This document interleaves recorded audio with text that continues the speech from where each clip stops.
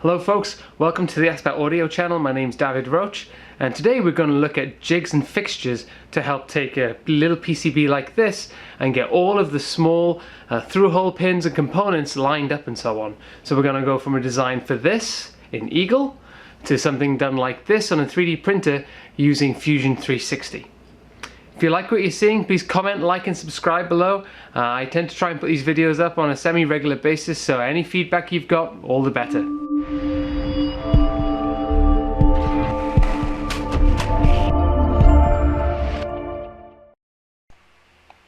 This design is quite simple. It's a small mixer to take two 3.5mm jacks. It mixes, it amplifies them using a TPA 6138A2 amplifier that integrates a charge pump to create a ground biased output.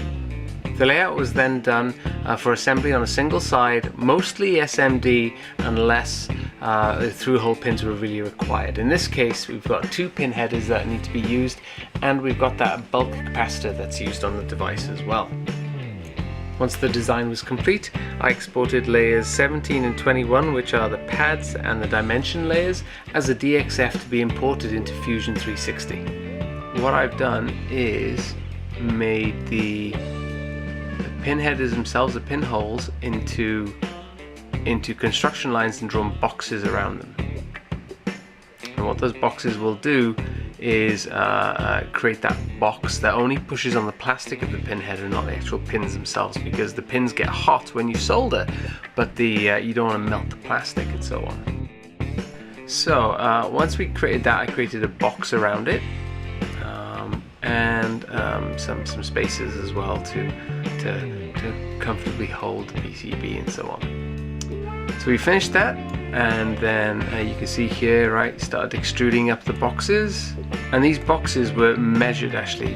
So I measured the actual pin header height up to the black plastic that's on the bottom of them. Now the rest of the case height is the height of the capacitor, which is about 8mm, and we put a base on it as well. Add a couple of chamfers to give it strength. So you can see here the PCB is going to fit in here, and off we go. So what I'm going to do is I'm going to place the headers in the jig,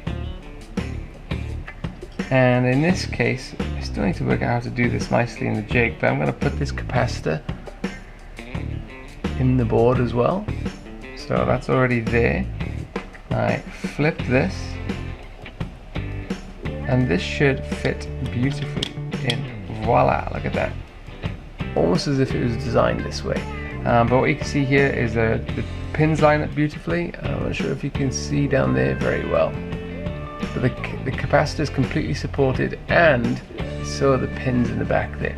Now the plastic riser there doesn't actually touch the pins, it touches the black plastic around it. But nevertheless we should be a little careful with how much heat we put into it. So let's give this a quick shot.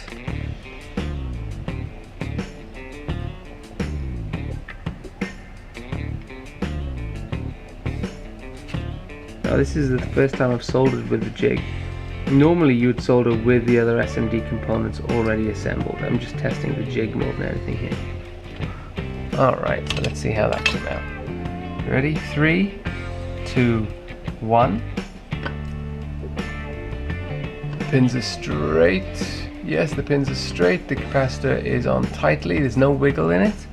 So I can now just chop the legs on the cap, and we are done. Beautiful.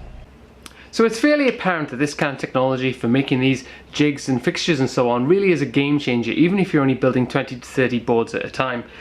For us at Expert Audio, this really allows me to use the SMT machine to build boards quickly and then just add on the extras very, very quickly like this.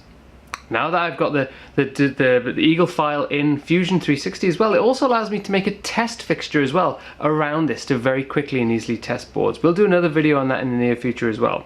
For now, if there's anything you've seen here today that is interesting to you, or you want to comment on it, please go ahead and do so below. And again, please like and subscribe as well to be updated whenever I update something new as well.